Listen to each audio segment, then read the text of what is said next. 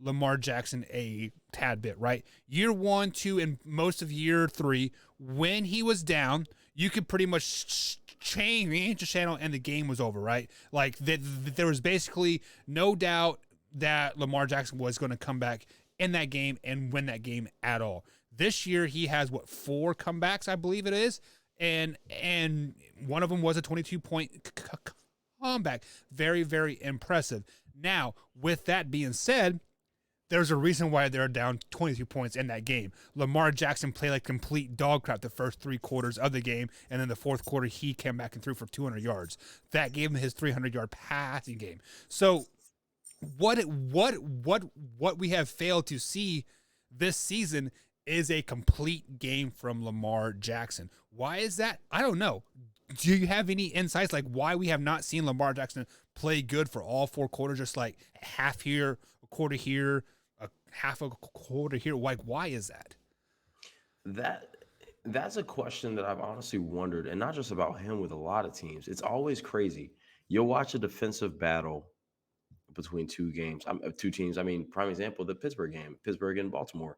They were it was like 13-12 all game. Then all of a sudden, Pittsburgh can score a touchdown, and then all of a sudden, Baltimore can go score a touchdown, and it's kind of like you couldn't do it all day, and now it's just like boom, boom, boom. Yeah. Like it's something about the offenses just get clicking as the games go on. But that's a whole team. I don't know what it is about Lamar, and it speaks to his his greatness and his deficiencies. Is like, hey, the fact you're able to bring us back is so great. The fact you're not able to keep us from getting down is a bit of a concern.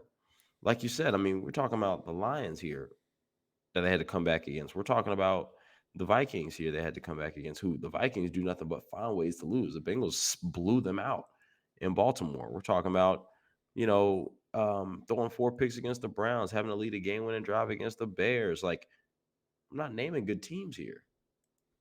And we're talking, well, I'm not saying they're sorry teams, but you know what I'm saying? I'm not naming the Raiders. They lost that game. And I think what happened was everybody is so concerned about, oh, what can't he do? Well, he couldn't beat the Chiefs. Well, he finally got that win, and now it's like, oh, this, that, and the third. So to your point with the games and how he'll be crap for 3.5 quarters, and then all of a sudden 3 straight drives, he's doing amazing Lamar Jackson things, and it's just like, oh, they got the win. Look at Lamar Jackson MVP, and it's like, whoa, hold on now, like. We talking about my man was 9 for 20, right, for 68 yards and a pick, but because he threw for 200 in the final 15 minutes of this game with 2 touchdowns and then a rushing touchdown, it's a whole different story. And us as consumers always struggle to see the bigger picture, the whole picture.